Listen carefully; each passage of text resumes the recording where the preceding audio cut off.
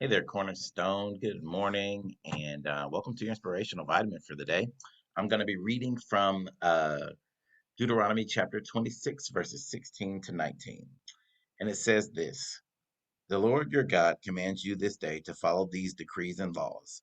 Carefully observe them with all your heart and with all your soul.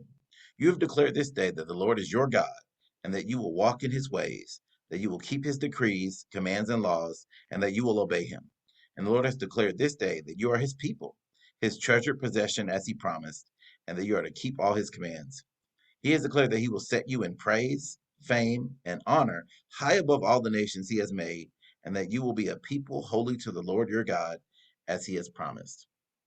One of the things that's impressive about today's text is that God declares to his people Israel that they are his people, that they are his personal treasure. In other words, his private property. One of the conditions he lays out here, though, is part of man maintaining this privilege to be his property is keeping his laws and obeying his ordinances and statutes. Now, the thing about it is, Israel failed to do this over and over again. Yet, God continually renewed his promise time and time again to the Israelites to make them his ambassadors in this world, to the point that he sent Jesus Christ to the whole world. And Jesus was a member of the people of Israel. He was a Jew. He was an Israelite. Even though Jesus ended up being rejected by his own people and nailed to a cross, God still wanted to get his message of love out to the world, and he did it by means of his son and the power of his spirit. And God does this through what is essentially the new Israel, the church. And he says over in James chapter 2 verse 14 that again we are his personal property, a spiritual nation. In First Peter 2, he talks about how you're a chosen generation, a royal priesthood, a holy nation, a people belonging to God, that you might declare the praises of him who called you out of darkness into his marvelous light.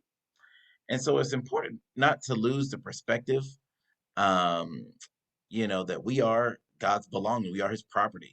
His purpose that he has for Christians in being his sort of private possession is that we'll tell the gospel, we'll give the good news of Jesus Christ to the whole world, to everyone that doesn't know him. And this isn't a motive for pride, but really is one of gratitude and fear.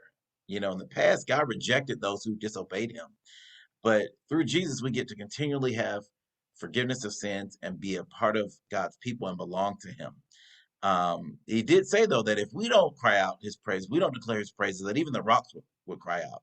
And as that one song says, ain't no rock gonna cry in my place. I'll lift my voice, and tell the good news about God. So there's not a greater privilege in the world than to be able to obey God's word, obey God's laws, obey God's way, and to be his private possession. So, I know we all cherish things that are personal private possessions. Many of these things we paid lots of money for. There's something in your house that you feel like is invaluable. Maybe that be your kids, maybe that be something that was left to you by a relative when they passed.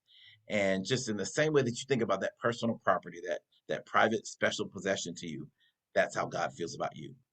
That's your inspirational vitamin for the day, Cornerstone. Let's have a great Monday and a great week, remembering that he is the one who cherishes us, his private possessions. Love you.